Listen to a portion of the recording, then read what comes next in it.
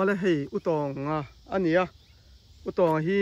hei a huan en kol dan hi a tha ka ti me ma ke pon ani hi ke ai huan siam ma sa dei utong eng ti kuma tang e huan siam lai hol pon a poilo kum thong nei le kum the khaten kra to ma sabik se thong ni le lei khat zuet sang ni le som pakhat ro yo se ka thlen ma ni chu yo se ka thlen ma huan siam to ni ke kha ke ai siam ma sa dei be ani hi pafel takati khania za kamirina nia huan zong po hi ama ta ang chemin en kol saktu ania chunga kolom khop mai chu huan siam na sang ni le som pakhat tangi huan alo siam dei to ni chonin tuna hianin marcha chung chang bi ka kan lu tanga dang ka chu kan ni danga te kan tinga tun hi marcha bi ka ni sela chonin utong i marcha chin dan chung chang kha khongain mian shil fia saklok te atu ko chin mi he mak pheka hen super chili ti mi se em kha lai holin lokin super chili kan ti kha lai hol khanin van kok kan ti kha niam ma he hal khol chu theng lo ma he nia kha lokin utong hei hi nia ke ya hi atiak zor tu kha kan dia chonin hei utong po hian tam tak chu sial lai holin van kok ti kha kan vuwa kan kumina tang mo akha kan pom tang me ang tro utong ni mai ro se sap ringo soi ka chu a thalo mi zo lai hola ming vuwa kha thazo sap chan super chili ni a soi kha dike adik khapani ole chonin utong hemi yen kol dan hi iphuna tanga niang zange lei tha ipek lei chi kha kan phun hen zap ni asilo le zap ni le zap thum kalak a hen lei tha kan pek kan soilenga acha chu hei mizo le lai kha chu ain ang thawa trafia lo te kan lom ta kina asoi kha ka phuna tanga za kar ni le kar thumin kara lei tha ka pe ni ati ni chonin eng tianga la in nge hei thap me dik thap me hi eng tiang in nge akar hlan lampang kha I phun dan khamiam thin te le ma hi mak phek phun chu akung aniam te angan kholo cha fit khat lang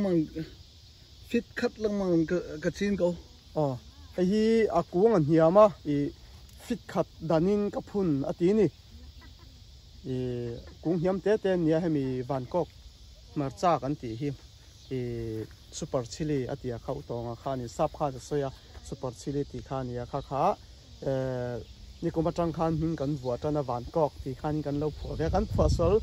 do po ni mai the ma se sap ain lai hol kha kan du zo ka bang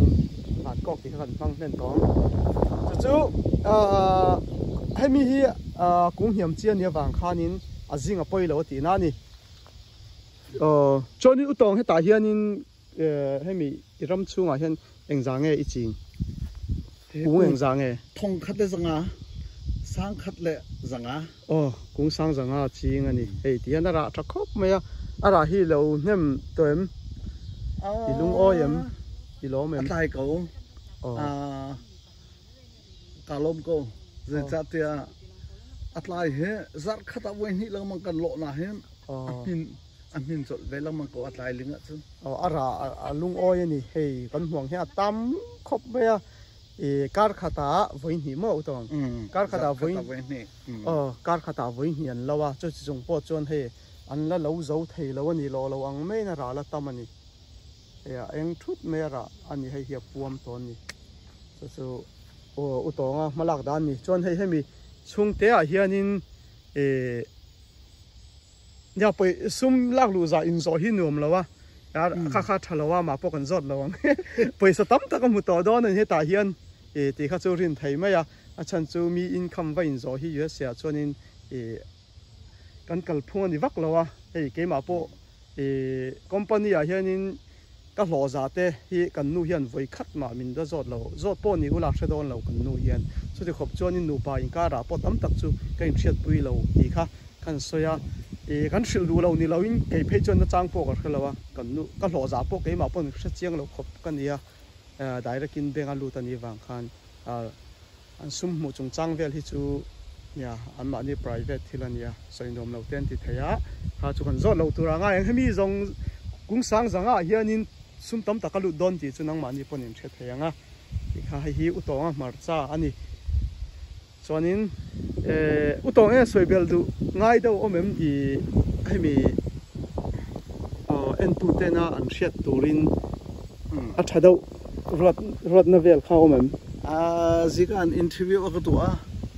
tam pi kalom ke ma hai zai mat sim ka thiap lo chun ka lo jong chu ma hi ka hi to mi vial sen tok he ko zero hi an thor te he atua chun atha ngai an thor te jong he ngai ka zo thang ngai mi se interview zika ka tu mi chong kalom ke po kalom hi nya apa khate te ni danga kan la tiliang a huan hi thalu tuka I tun tuma cha mar cha ni se hei an thura en kol dan te samtok en kol dan te samtok phei chu ke ni hoina kan thar ma de in aman to lai ni chuan ya zor chuak vek man to ni kha kha I utong hi idea nei tha huan hi duat em ma I kha kha nakina amal te ten la kom leila hei a kun na thokzol bu ga chon utong chin hrevek to a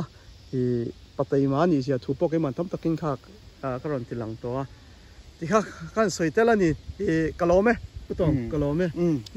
kalom ve ale kan lome